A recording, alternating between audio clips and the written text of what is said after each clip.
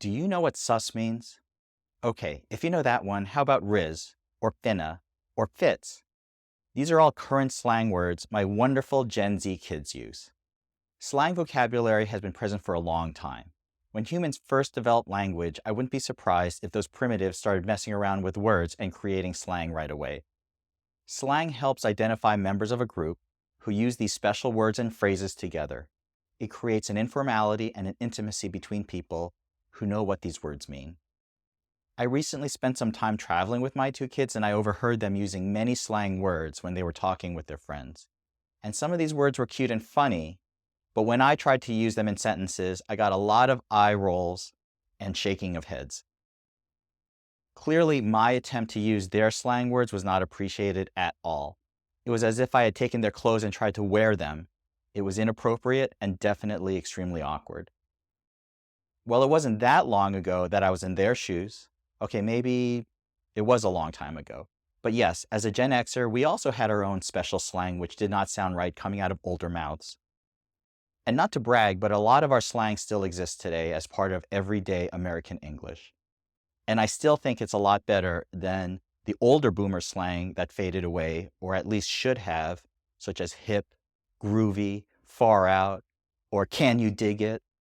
So let's go through some of the slang words from the 80s, and then run through some of the slang words today. Who does it better? You decide. For my fellow MTV compadres, radical, gnarly, tubular. These were all 80s terms derived from surf speak out of California. Gnarly waves were particularly difficult to surf, and if something was radical or tubular, it was amazing or awesome. Surf speak got mixed in with a lot of Valley Girl slang, which were words used by white upper middle class young women living in the San Fernando Valley near LA. So the classic phrases like grody to the max, totally, or gag me with a spoon, and the classic upspeak popularized by movies such as Fast Times at Ridgemont High and Clueless, where people finish their sentences where it sounds like a question. Choice, epic, bodacious, bitchin', and fresh. These are all terms for good things. Choice is sort of like the recent slang term on fleek. Those leather boots are so choice. Same with epic, bodacious, bitching, and fresh. Anything fabulous, great, or awesome could be described with any of these words. Or as they say in the movie Mean Girls, it's so fetch. Is it too late to try to make fetch a thing? Let's finish off our quick review of 80s slang with a bunch of words that have made it into the normal, everyday American vocabulary. You may be surprised that Gen Xers started using these words, which then caught on in the mainstream. Everyone uses or at least recognizes these words today, including bogus, veg out, buttload, buff, chill out, bazillionaire, wannabe, and foodie. All right, on to today's freshest Gen Z slang. How many of these terms do you know? Riz. Riz is short for charisma, as in she's got serious riz. Riz isn't being hot, although that can be part of it. And it isn't about being cool, although that can be a factor. Riz is what we used to call game, as in he's got game. It also can be used as a verb, as to riz someone up, meaning to charm or flirt with them. Fits or fit. Clothes or short for outfit. I need new fits. Or maybe I'll send you a picture of myself trying on some new clothes and I'll ask for a fit check. Vibe check, usually a lighthearted way of checking in on someone's emotional or energy state. As in, hey, what was that text? It was just a vibe check from Marcus. Sometimes people will send pictures of places or things and ask for a vibe check, seeking your opinion if something's normal or if it's weird. Bussin', really delicious or tasty. Probably from the word bust, as in it is so good it will make you bust, or maybe bursting with flavor. People don't know for sure, but I do know when you say it, I've seen it said with a lot of passion. I got some Shake Shack yesterday, and let me tell you, that avocado burger was bussin'. Mid, which is the opposite, average or mediocre, probably short for middle or middling. Make sure when you use this word, you have a completely unenthusiastic tone of voice, as in, did you watch last season's Dancing with the Stars with Paula Abdul? I did, but it was totally mid. Or just say, mid. out of pocket. This one's a little tricky because you might already know one or two meanings for out of pocket. But there's a third meaning, which is Gen Z slang. The first conventional meaning is your own money or requiring cash. An example would be, your health insurance doesn't cover crutches. That expense would be out of pocket. The second conventional meaning is used by business people and journalists, meaning unreachable or unavailable. So for example, Jill is out of pocket today, meaning she is out of the office or you can't reach her. The current slang meaning of out of pocket is describing something that is completely out of character, inappropriate, crazy, rude, or wrong. For example, Jerry had 7 shots of Hennessy and then he jumped off the ledge trying to fly. He's way out of pocket.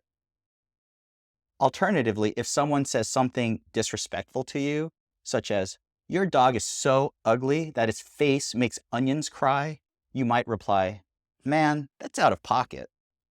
Yeet. So, yeet generally means to throw, but the word implies something that's thrown with a lot of force and without much care. So, for example, dude, did you see Scott yeet his cup at Bill when he beat him at Mortal Kombat?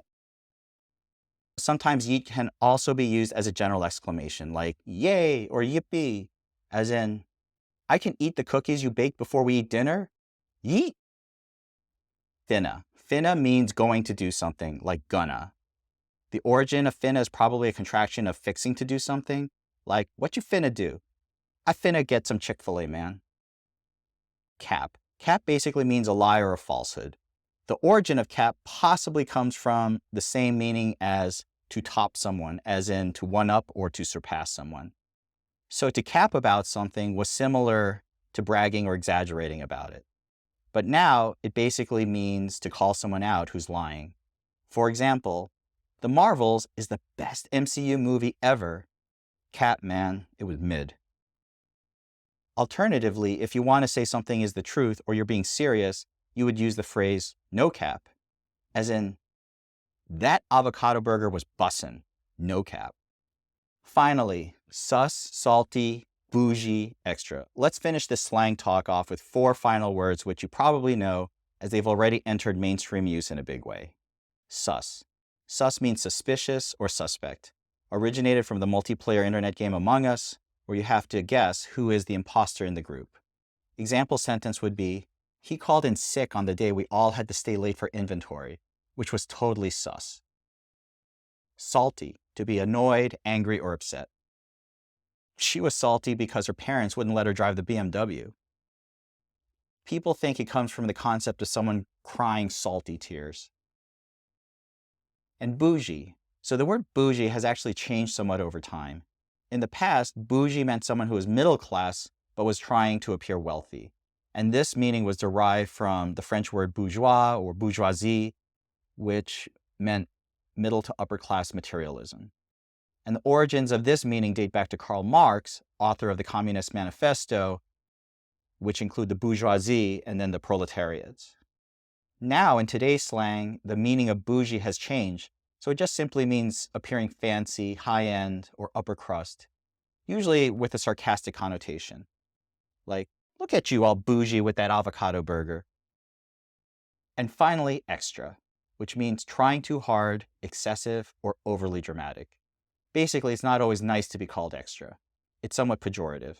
So, for example, every year for the Christmas party, Julian always asks what everyone else is wearing, but then shows up in a tight dress and 6-inch heels. I mean, she is so extra.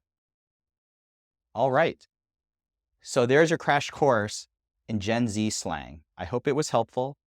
Use these terms at your own risk, no cap. And just a final warning, just when you think you've mastered this Gen Z slang, there's a whole new crop of slang words being created by the next group, Gen Alpha, who are the children of millennials born from 2010 until now. These 8 to 13-year-old youngsters have already started to take over on the internet with slang terms such as gyat, skibidi, sigma, and phantom tax. It never ends, does it? My weekly thankful is the ability to give yourself grace. I've been pretty good about releasing this podcast every Wednesday morning for the past 39 consecutive weeks. But for the past few weeks, it was starting to slip. with the episode releases getting pushed into late Wednesday, then Thursday, and then finally the deadlines were starting to loom really large for me. Finally, I did a self-vibe check, and I decided to give myself some grace and take a week break so I could catch up and give myself a cushion of recording a couple more episodes so I could get back to a steady schedule. I do this podcast for no other reason than I like to share my thoughts about topics that I find interesting, and I hope others will find to be interesting as well.